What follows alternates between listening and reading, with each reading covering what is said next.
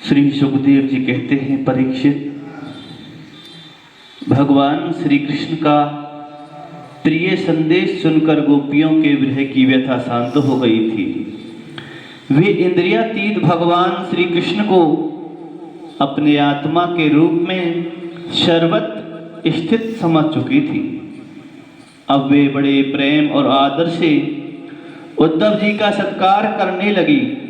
उद्धव जी गोपियों की विरह व्यथा मिटाने के लिए कई महीनों तक वहीं रहे। वे भगवान श्री कृष्ण की अनेक लीलाओं और बातें सुना सुनाकर ब्रजवासियों को आनंदित करते रहते थे। नंद बाबा के ब्रज में जितने दिनों तक उद्धव जी रहे, उतने ही दिनों तक भगवान श्री कृष्ण की लीला की चर्चा होते रहने के कारण ब्रजवासियों को ऐसा जान पड़ा मानो अभी एक ही क्षण हुआ है। भगवान के परम प्रेमी भक्त उद्धव जी उसी नदी के तट पर जाते, कभी वनों में विहरते और कभी गिरिराज की घाटियों में विचरते थे। कभी रंग बिरंगे फूलों से लदे हुए वृक्षों में ही रम जाते थे। और यहाँ भगवान श्री कृष्ण ने कौन सी लीला की है, यह पूछ पूछ कर ब्रजवासियों को भगवान श्री कृष्ण और उनकी लीला के स्मरणों में तन्मय कर देते। उद्धव जी ने ब्रज में रहकर गोपियों की इस प्रकार प्रेम विकलता तथा और भी बहुत सी प्रेम चेष्टाएं देखी। उनकी इस प्रकार श्री कृष्ण में तन्मयता देखकर वे प्रेम और आनंद से भर गए। अब वे गोपियों को नमस्कार करते हुए इस प्रकार गान करने लगे, इस पृथ्वी पर केवल इन गोपियों का ही शरीर धारण करना श्रेष्ठ एवं सफल है, क्योंकि वे सर्वात्मा भगवान श्री कृष्ण के परम प्रेम में दिव्य महाभाव में स्थित हो चुकी हैं। प्रेम की यह ऊंची से ऊंची स्थिति संसार के भय से भीत मुमुक्षु जनों के लिए नहीं, अपितु बड़े बड़े मुनियों मुक्त पुरुषों हम भक्तजनों के लिए भी अभिवांछनीय की ही है। हमें इसकी प्राप्ति नहीं हो सकी। सत्य है, जिन्हें भगवान श्री कृष्ण की लीला कथा के रस का चस्का लग गया है, उन्हें कुलीनता की, ध्वजाति समुचित संस्कार की और बड़े बड़े यज्ञों से दीक्षित होने की क्या आवश्यकता है।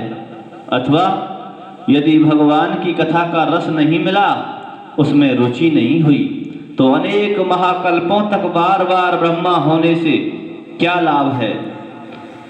कहाँ ये बनचरी आचार ज्ञान जाति से हीन गांव की गवार ग्वालनी, और कहाँ सच्चिदानंद भगवान श्री कृष्ण में यह अनन्य प्रेम अहो धन्य है। इससे सिद्ध होता है कि कोई भगवान के स्वरूप और रहस्य को न जानकर भी उनसे प्रेम करे, उनका भजन करे, तो वे स्वयं अपनी शक्ति से, अपनी कृपा से उसका परम कल्याण कर देते हैं। ठीक वैसे ही जैसे कोई अनजान में भी अमृत पी ले, तो वह अपनी वस्तु शक्ति से ही पीने वाले को अमर बना देता है। भगवान श्री कृष्ण ने रासोत्सव के समय इन ब्रजांगनाओं के गले में पहाड़ डाल कर इनके मनोरथ पूर्ण किए। इन्हें भगवान ने जिस कृपा प्रसाद का वितरण किया, इन्हें जैसा प्रेम दान किया, वैसा ही भगवान की परम प्रेमवती नित्य संगनी वक्ष स्थल पर विराजमान लक्ष्मी जी को भी नहीं प्राप्त हुआ। कमल की सी सुगंध और कांति से युक्त देवांगनाओं को भी नहीं मिला, फिर दूसरी स्त्रियों की तो बात ही क्या करें।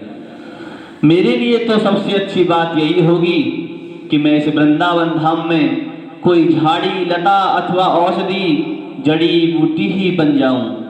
आहा, यदि मैं ऐसा बन जाऊंगा तो मुझे इन ब्रजांगनाओं की चरण धूलि निरंतर सेवन करने के लिए मिलती रहेगी।